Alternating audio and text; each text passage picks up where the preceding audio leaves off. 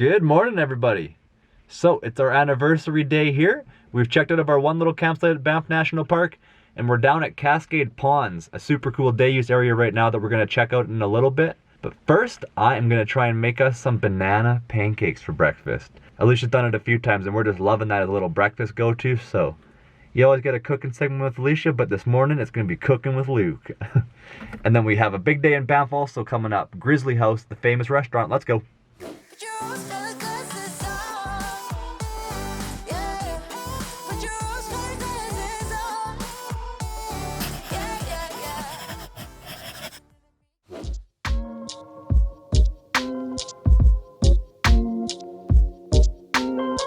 Nice and easy, added all the dry ingredients to one bowl, mash up a banana, add an egg to the other bowl, and stir it all together with the melted butter.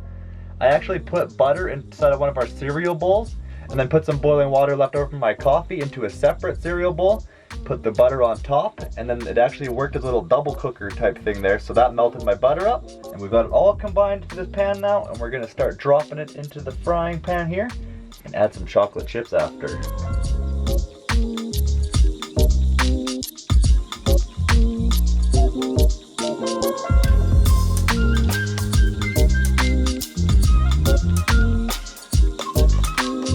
Dun dun dun dun dun dun! Hey, these look amazing. Thank you, Luke.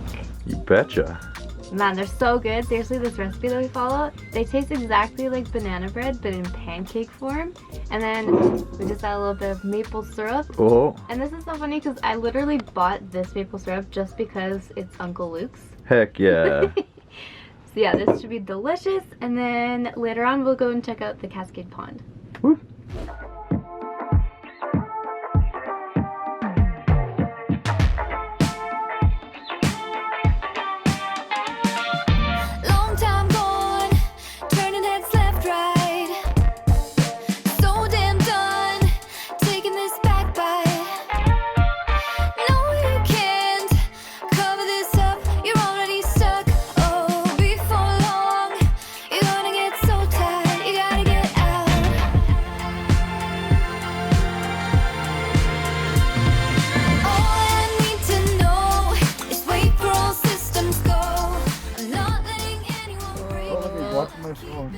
We don't have food. Get out of here. Hello?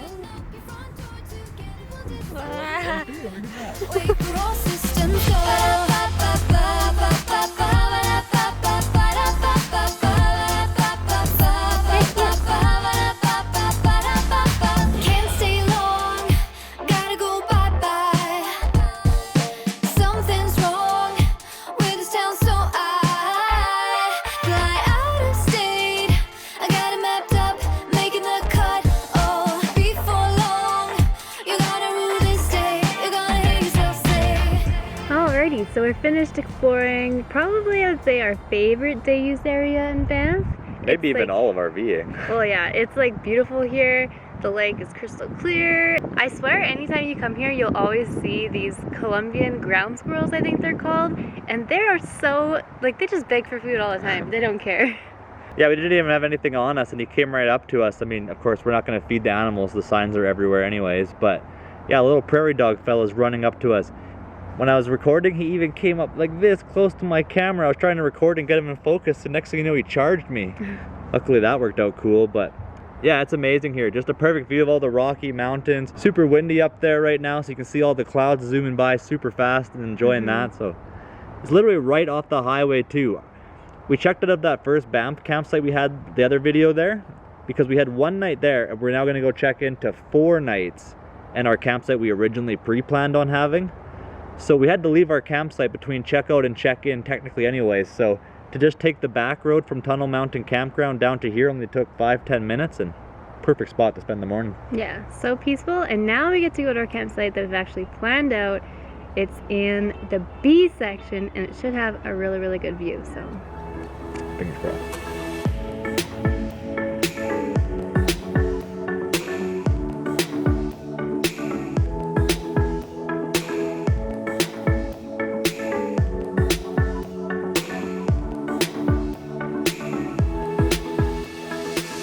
All right, home sweet home. We got B74. We got that big mountain there. And then our campsite. And those mountains in the background.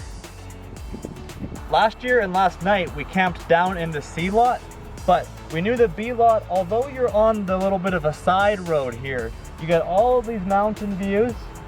You get to sit right on the edge, and this is just a side road to the campground. So by 7 o'clock at night when we camp down there, we always notice it gets quiet anyways, and a little bit of traffic isn't terrible because again, it's not even a main road, it's just a back road for campers, so good spot.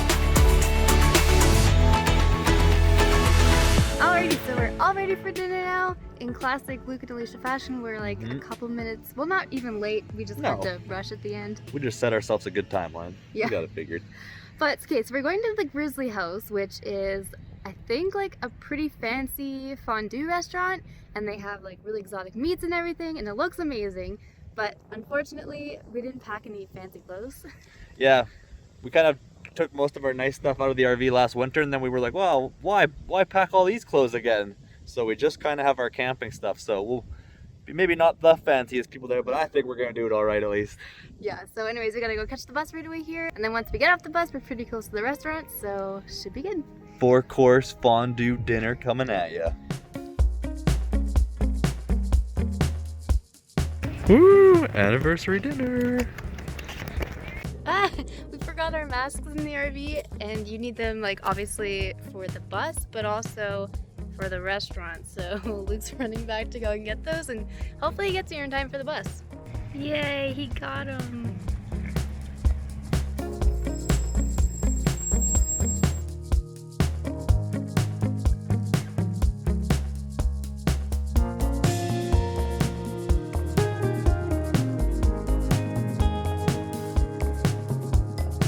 Okay, I'm getting, where is it?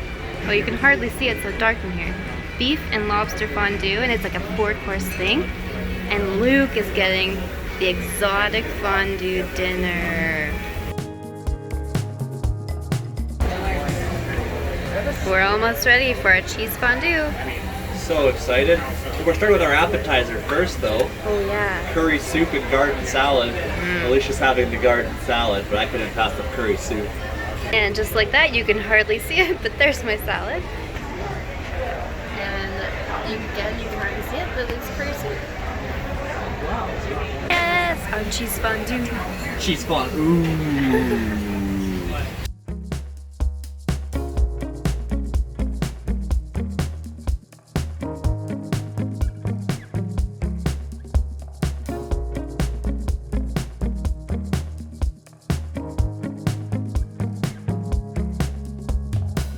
Alright, so our main courses arrived here. We've got a stone that's like 600 degrees Fahrenheit, she said, to cook on, and all of our meats and sauces, and oh my gosh, looks good.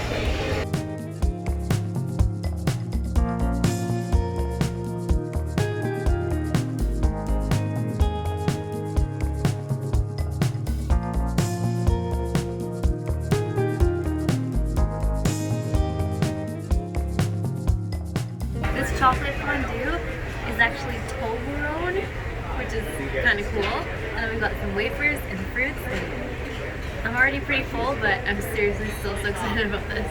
Woohoo! So good.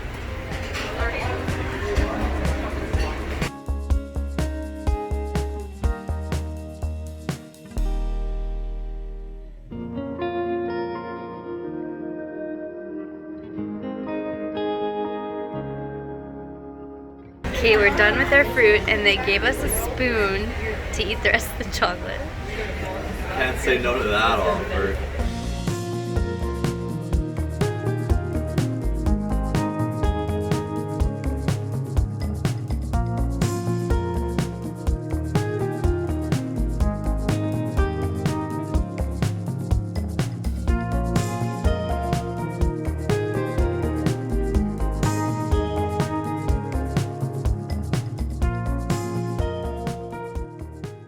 Alrighty guys, so that dinner, all I have to say is wow.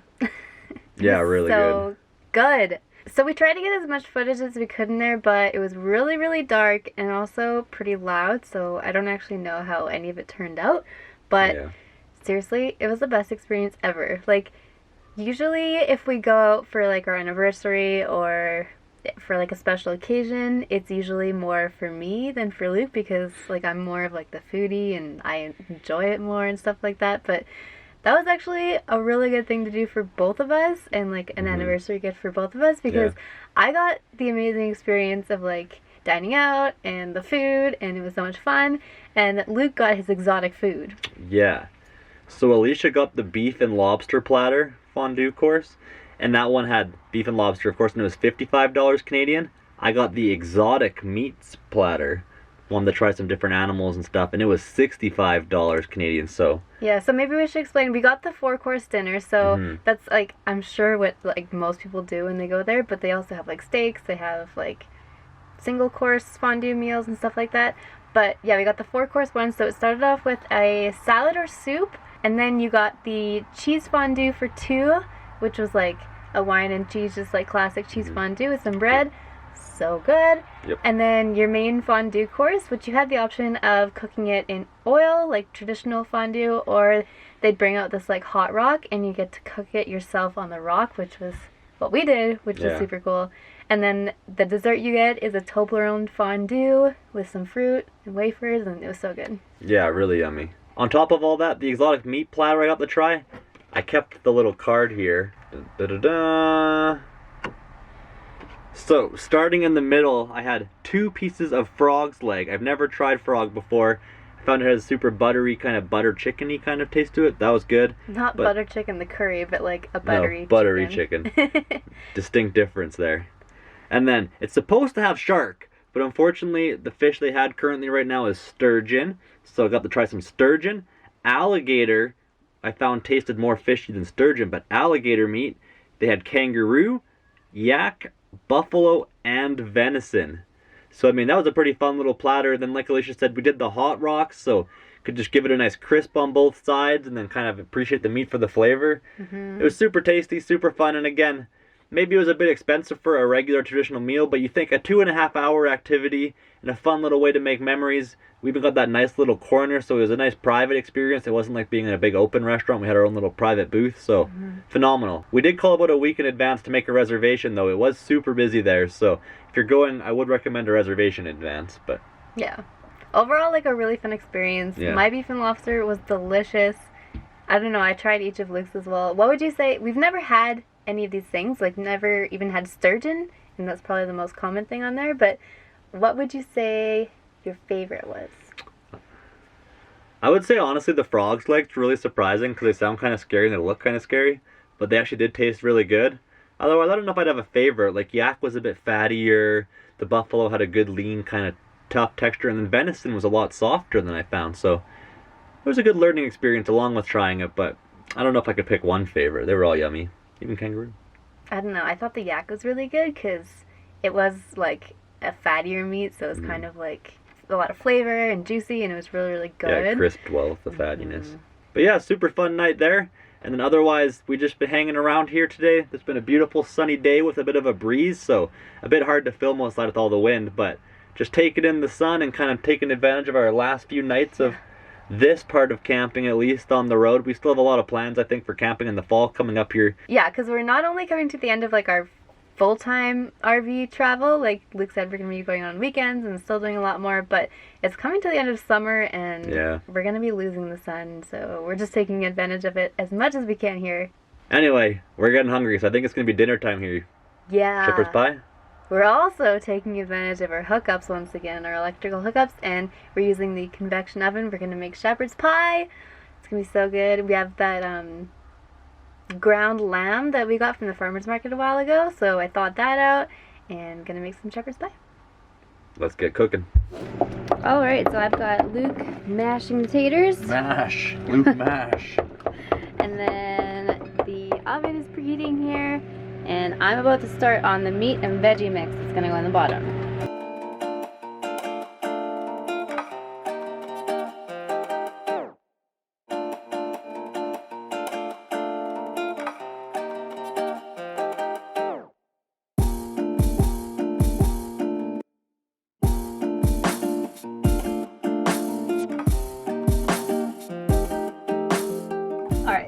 So our oven's preheated, and we also preheated these little mini casserole dishes because these take a really long time to heat up otherwise in the oven. So we found if you preheat them, then when you put the hot stuff in, put it in the oven, it goes a lot quicker. So basically this mixture is onions, carrots, the ground lamb, some canned corn and peas. And then for like the sauce, there's some flour to act as a thickener. I put some balsamic vinegar, some chicken stock, some soy sauce. I think that's about it. I'll put the recipe down below that we follow, but maybe not like the most traditional shepherd's pie, but it's just what we had around, so that's what we used. And then we're topping these bad boys with Luke's mashed potatoes. Ooh.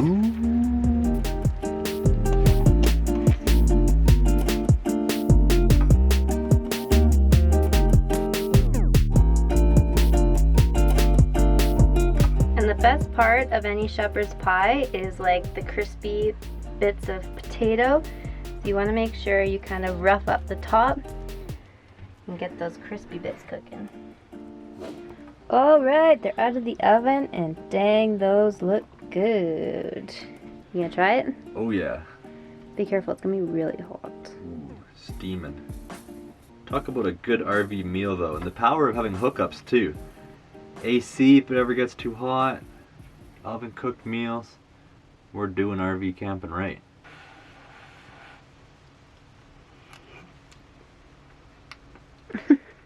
Too hot? Very hot, but delicious. Shepherd's pie, pot pie, all those kinds of pies are my favorite kind of pies, so eat this delicious meal, and it's actually becoming a very nice looking sunset outside as well, so we're going to get a little sunset walking after this, I think. Take you for a tour around kind of Banff National Park's Tunnel Mountain Campground. Last year we had stayed over in the trailer court area as well, so we'll kind of show you all the different areas this campground has coming up too. So we're just getting our walk in here now. It's almost sunset, but one of the reasons why Banff is maybe my favorite national park, even just in the middle of the road here, you got this big mountain here and this one here, and you're just completely surrounded.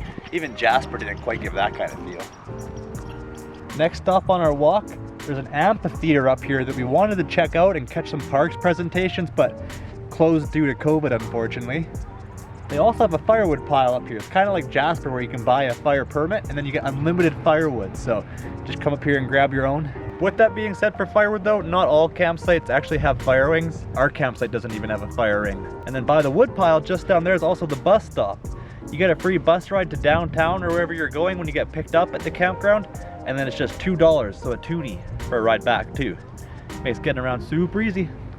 But the nice part about the bus too is it not only takes you downtown, but basically any tourist attraction that you'd want to go to. So pretty cool.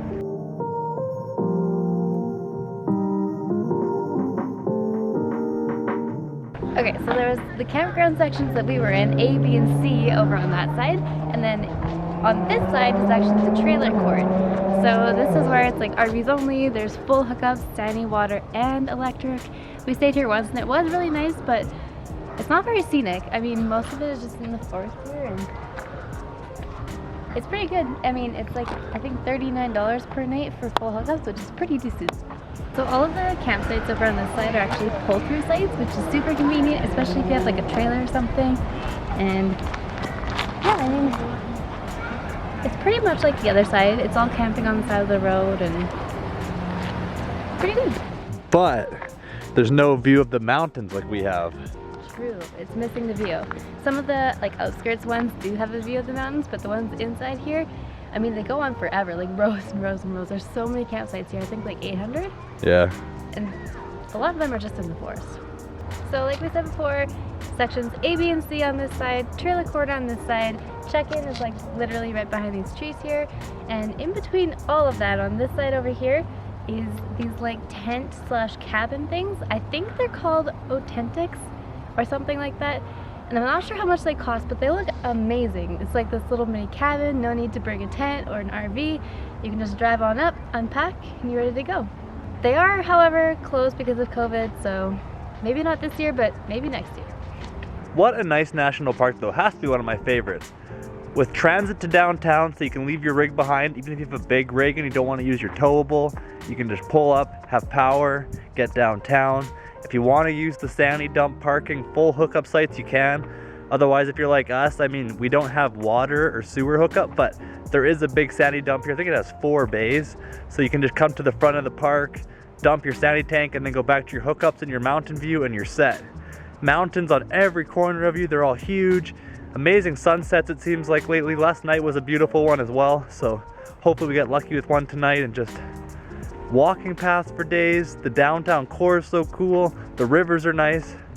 Banff, if you guys haven't been here, definitely gotta check it out. It's worth the money.